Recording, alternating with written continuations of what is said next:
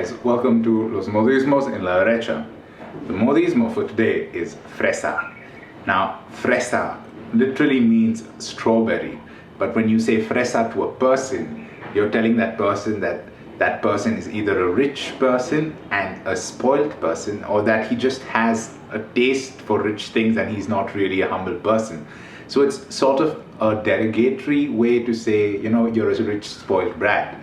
And it's commonly used, and you can use it to your friends who say, you know what, no, I want only these types of shoes or these fancy things, and you know what, a normal thing will not do. And so those people are called fresas, right?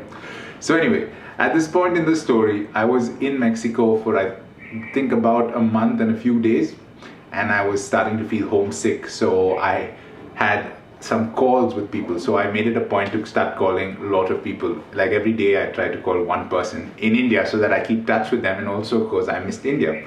And so I called people from my college, from school. I called friends in Canada, in Bangalore, Bombay, all over the place. There's one particular person I knew who had a night shift, and so when I called this person, it would be their morning, and it would be their day because they were in the night shift, and it would be my day as well because I lived in another time zone. And it was quite interesting that this person was always awake when I was awake. But yeah, so other things that I did in this time, right? So we had a very interesting thing called Vivamus, which is a marathon that was hosted by the community to raise funds. So what we had to do is we went to Red Cross, to where the Red Cross has their building, their office, and we were promoting our marathon. And so we had to sell tickets to people, and the Red Cross was also having a marathon.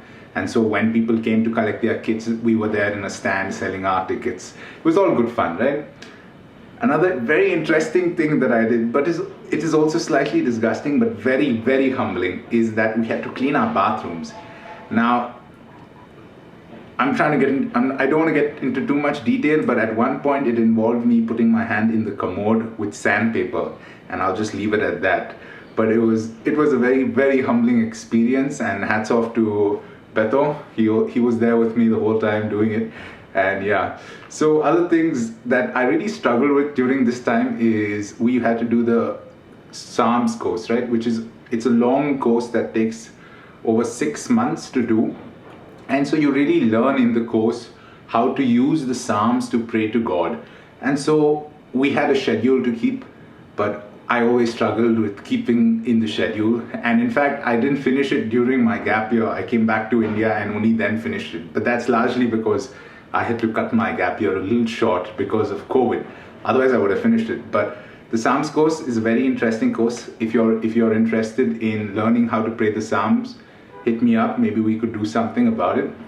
Another thing that I really struggled with is auto-evaluation. So every fortnight we had to send out a report to the people who are in charge that these are things I did, and this is where I was struggling, and this is where I didn't this is what went well. And every fortnight I would miss the deadline, right? I would always delay it by a couple of days or sometimes a week because I would just forget to do it. So yeah, those are a couple of things that I struggled doing: the auto evaluation and the Psalms course, just keeping the time, right? Now, a funny thing that happened, it was one of the gappers' birthday, and so we went in a car. We were going to watch a movie, I think, or going to eat something, and it was raining that day, and you can already imagine what I'm going to tell you. So we went on one street. So there was a park next to it, and we were on the street, and water was just rushing from a gutter that flows under the park, right? And the whole road was flooded. But our good man Pablo thought, you know what, we're gonna go, and we're gonna be able to go, and nothing's gonna happen. So we drove, and water went through the exhaust pipe. It went in, and the car stopped, and then we had to get out in the rain and push the car onto away from that part which was completely flooded. And then we stopped the car, and we were completely drenched, and it was a very fun experience and makes for very good stories. But at that point we were like, oh gosh, what are we doing? But yeah, good times. Another thing that was very interesting that happened in the community is that after every assembly that we had, somebody would always often invite us to their homes or invite us out to eat with them.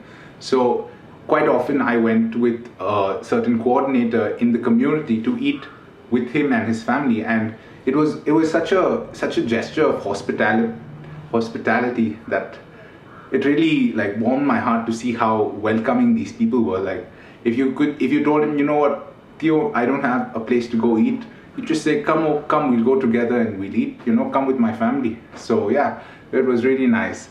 And yeah, that's about it for today, and I'll see you next week. Also, please, as usual, like, subscribe, share, and I'll see you next week.